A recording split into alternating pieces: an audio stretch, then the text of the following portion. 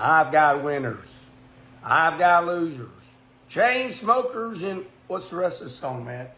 I think it's something about boozers, maybe. Chain smokers and boozers. I love this bar. All right, everybody. I don't have any coffee. Brother Mike in the bedroom, getting it on, getting ready to come on out. You like your bedroom? You got a nice room right here. It's Floridian. It's Floridian. We got that teal color. We had a great time. We're having a great time. Are we actually live with your show on Kenny with Coffee? You're looking live. Oh, okay. Let's show them up. Here, let me give you the tour. We're going to break the race down. We're going to break the race down. There's the door. Can't open it. Can't open the door. All right. So here we are. Beautiful Pensacola, Florida. Home of the big one. Crowd on feet. Look at the people on their feet right there.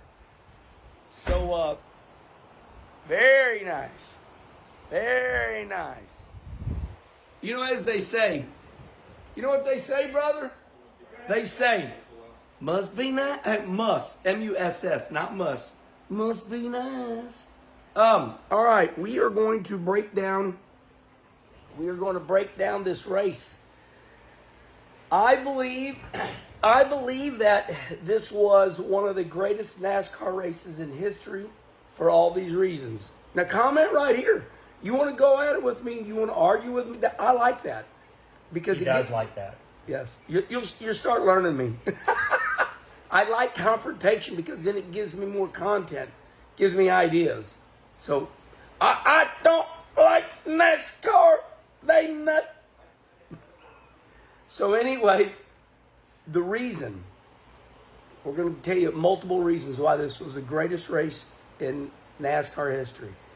Bill Elliott once said to me, Herman, it's all about timing and circumstances. What better time to have a race? You know, when those cars were coming off of turn 4, brother, you know, we're all watching it on TV. I just landed in Pensacola. Mike was here. Where were you at when you watched it? I was sitting right where I'm sitting now, looking at that television right there. And we were waiting to come get you at the airport.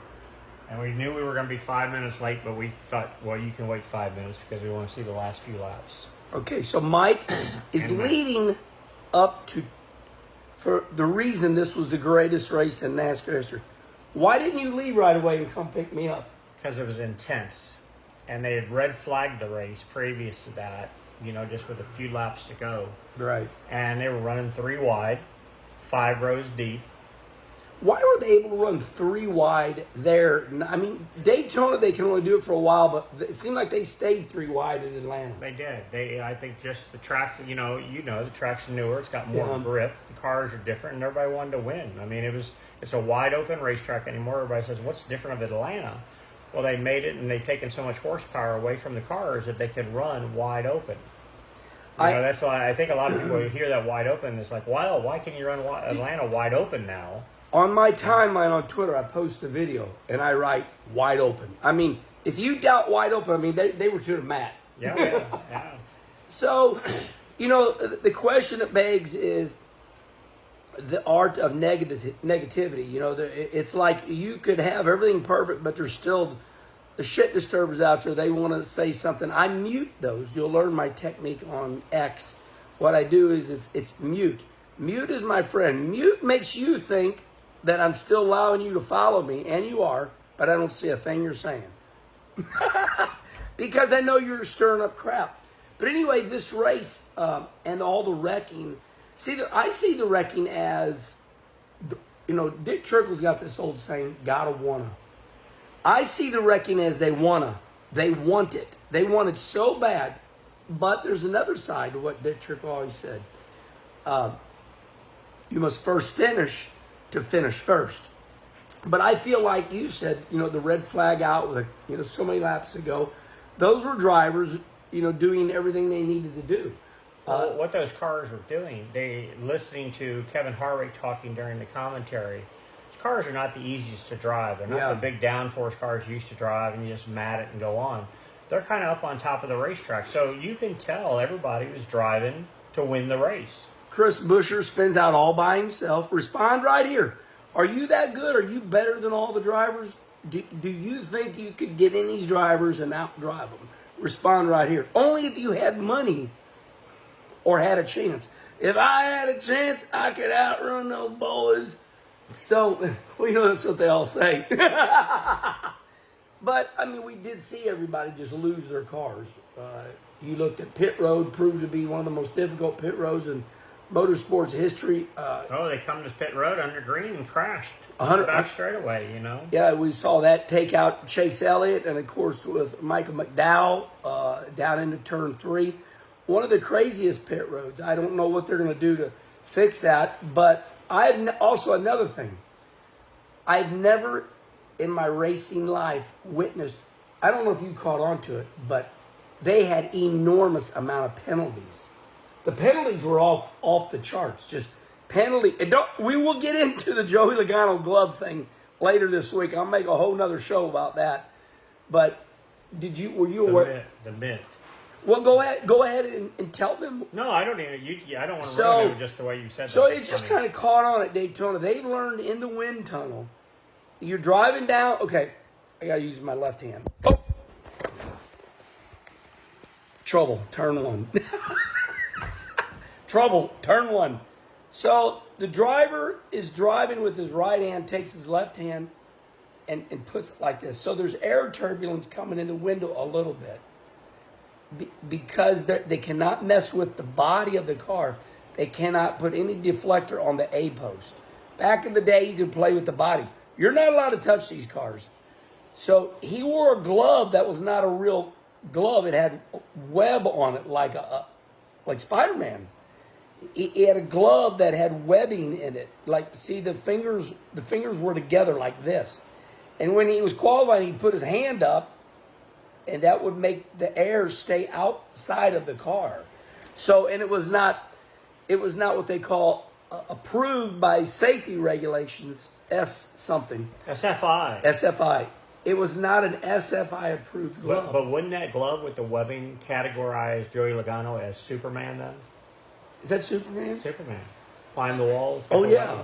Okay. Spider-Man. Spider-Man.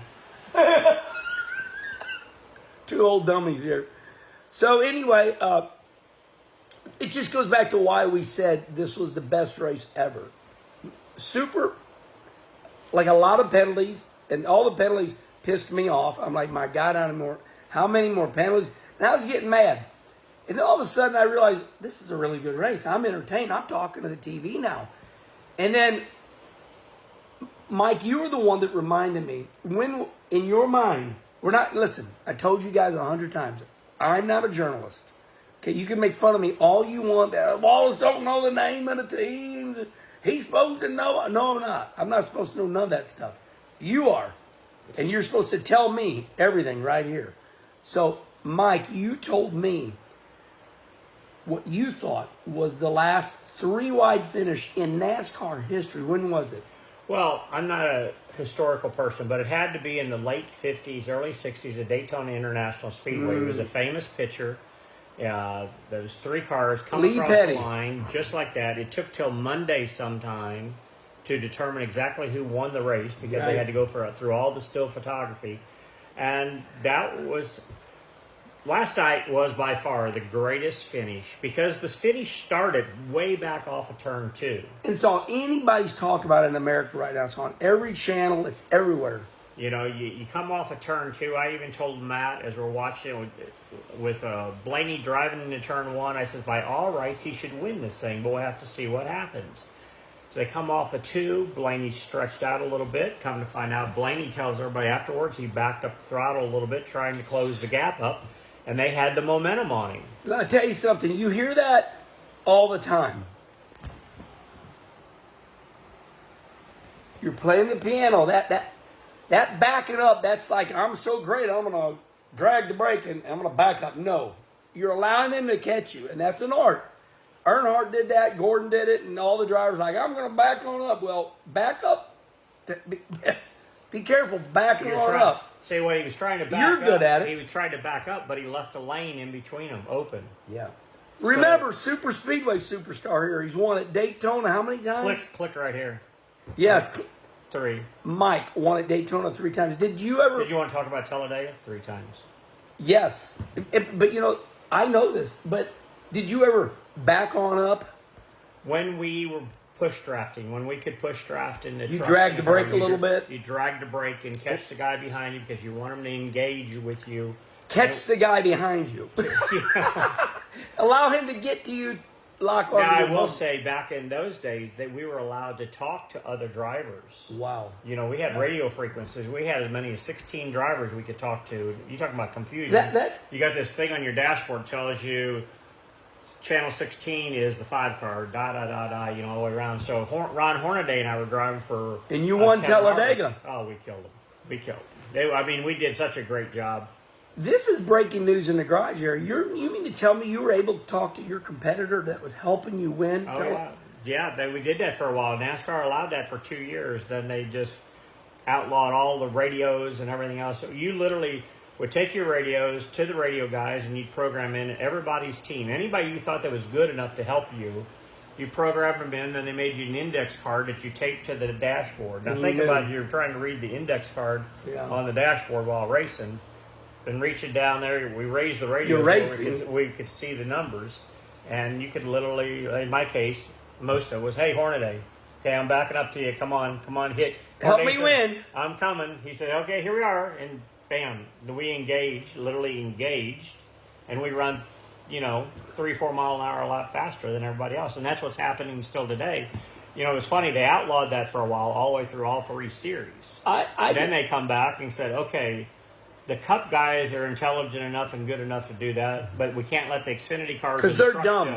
They're dumb. They can't do it without wrecking." Well, they all proved that they all can wreck. So hey, that is another good point. Sometimes people, and you and I were Cup drivers forever, so that is a false narrative. Now the experience level might be there, but to think Cup drivers are smarter than, say, Austin Hill or some of those. I mean, Jesse. Now experience, I get it, but everybody wrecks. And the Cup guys prove it all the time. Yeah, but they prove it all the time. But last night we proved how talented they were. Yeah. Through 3 and 4 and coming to the checkered flag last night. 3 wide, not just at the front of the pack. We rewatched that if you remember. Yeah. And the second and third row back, meaning running for 4 3 through wide. 6, 7 through 8. Look at the replay coming off of turn 4. They were 3 wide for the win.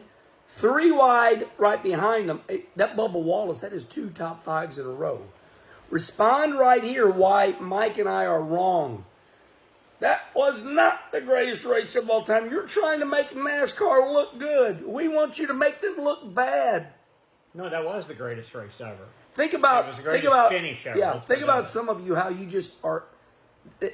Another reason it was such a good race is because there's people that love negativity and now they're pissed off because that was a great race.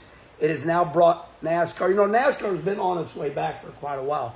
And now this just brings it up quickly, maybe 5 steps. You brought up to me last night, there was a cool part about that race, too, is there's so many fans in the grandstand. How about the crowd? How about the crowd? It was not a crowd like it used to be. They got less stands. We don't care. It was crowded.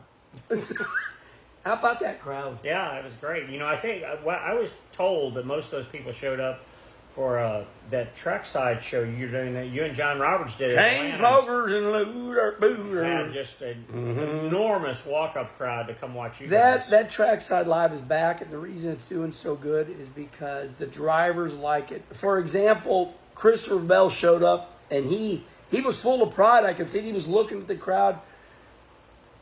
We could drop some videos in there. I don't know if Charlie's going to show you anything, but there had to be, there was thousands of people there. Mike, all the fans, they want to get their cars parked. They want something to do. They're there at 10 in the morning. The race doesn't start till 3. So, behind the grandstand, you have all these shows. And but the drivers, they like coming. We had Christopher Bell, William Byron, the Daytona 500 champion. So, yeah, you're right. I think NASCAR is doing the things to, they messed up. They're bringing it back. You're old like I am. Yep. So you ever heard the story, history repeats itself? Oh, yeah, my teachers taught me that. So history is repeating itself. They're utilizing you because you guys had a very successful show, a trackside show back in the day. The fans They all got rid of it thinking they didn't need it. Then they realized, oh no, we need it. Yeah. So who did they bring back? Is you, because you were the anchor of it, and you brought Johnny Roberts back with Joel Robert. you. And so We're at 15 minutes. We better stop. So anyway, that was the greatest race in NASCAR history. Here's why. My reason.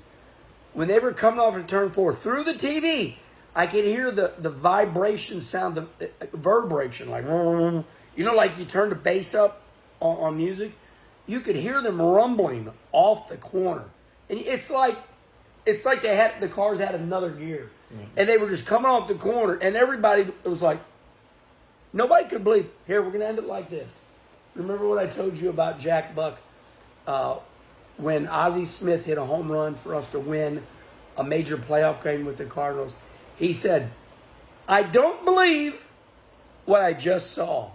And that's what everybody was doing after the Cup race at Atlanta.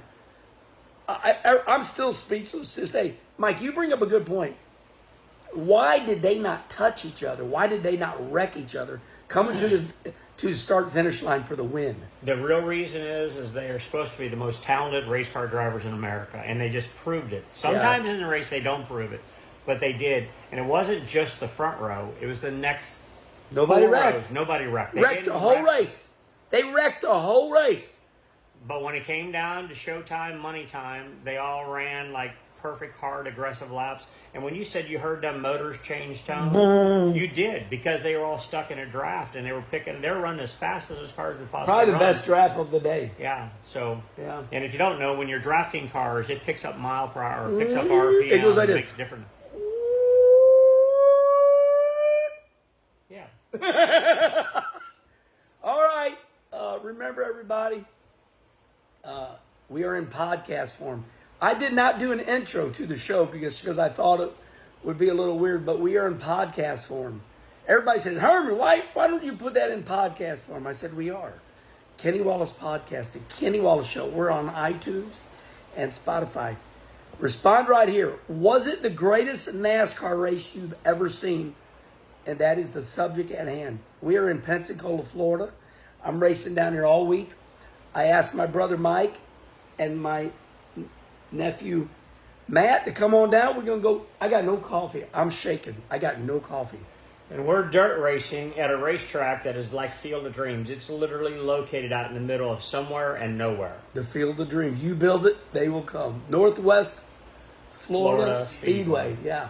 All right. Goodbye, everybody. Say goodbye, Mike. Bye, everybody.